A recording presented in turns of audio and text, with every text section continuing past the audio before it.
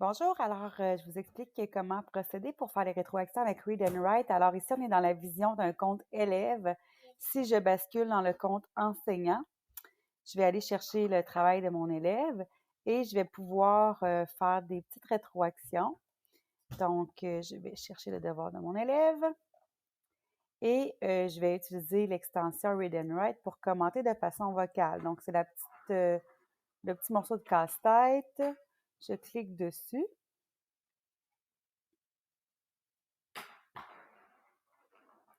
Et je vais choisir le carré avec le triangle pour faire une rétroaction vocale.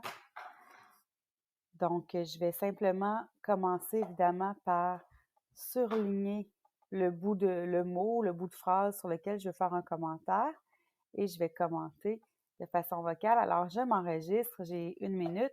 Une fois que c'est terminé, je clique sur Stop et je vais cliquer sur Ajouter. Donc, cette rétroaction-là, je l'ai fait sans même que l'élève nous ait remis le devoir. Donc, c'est pendant, une rétroaction pendant. Donc, en tant qu'enseignant sur Classroom, on a accès à tout moment au devoir de l'élève. L'élève, donc, lorsqu'il retournera dans son devoir, va voir le commentaire de Read and Write. Donc, ça pourrait être, on pourrait soit faire un commentaire comme ça, ou même à l'aide du commentaire privé, lui écrire un petit message. Je t'ai écrit un commentaire si on veut qu'il reçoive une notification. Une fois qu'on a terminé, puis que là, l'élève, si par exemple, il a terminé de son côté également, donc je suis dans la vue d'élève et qu'il nous remet son devoir, c'est certain que là, dans le devoir, une fois qu'il est remis, l'élève ne peut plus aller le modifier, à moins qu'il annule sa remise.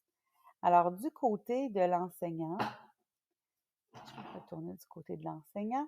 Si je vais juste fermer la page, donc devoir, je vais rafraîchir pour être certaine que tout a été mis à jour et je vois que le devoir est remis.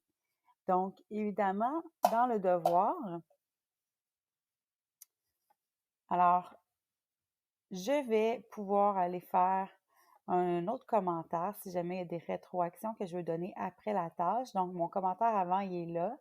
Je pourrais en faire un deuxième. Oups. Et m'enregistrer à nouveau.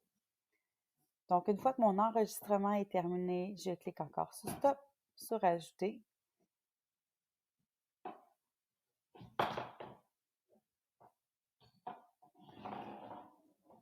Et on voit qu'il s'est ajouté ici. Donc, je vais maintenant rendre le devoir. Disons que je lui mets 75. Et je pourrais lui écrire voir mes rétroactions, par exemple, et je rends le devoir. Du côté de l'élève, donc si je retourne du côté de l'élève, évidemment, il a reçu une notification comme quoi son devoir était corrigé. Et si je retourne en tant qu'élève voir le devoir, il va voir apparaître les petits commentaires que j'ai rajoutés ou que j'ai... Donc, on les voit ici. Donc, à partir de là, l'élève pourrait venir modifier à nouveau sa copie pour répondre aux commentaires de l'enseignant.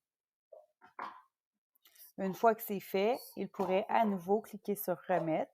Donc, à ce niveau-là, l'enseignant pourrait, s'il le veut, là, fonctionner de différentes façons avec les commentaires de Read and Write, pourrait les écrire pendant la tâche, donc je suis dans la vue enseignante, pourrait avertir son élève qui a fait des rétroactions, ou même avant que l'élève rende complètement son travail, l'élève pourrait écrire un commentaire privé à son enseignant, dire j'ai terminé, est-ce que tu veux vérifier, par exemple, et l'enseignant pourrait venir commenter certaines rétroactions au niveau de son travail et lui réécrire dans le commentaire privé que ça a été corrigé. Donc, avant de faire la remise finale, l'élève pourrait revoir tous ces éléments-là. Donc, c'est certaines façons de faire pour utiliser Read and Write.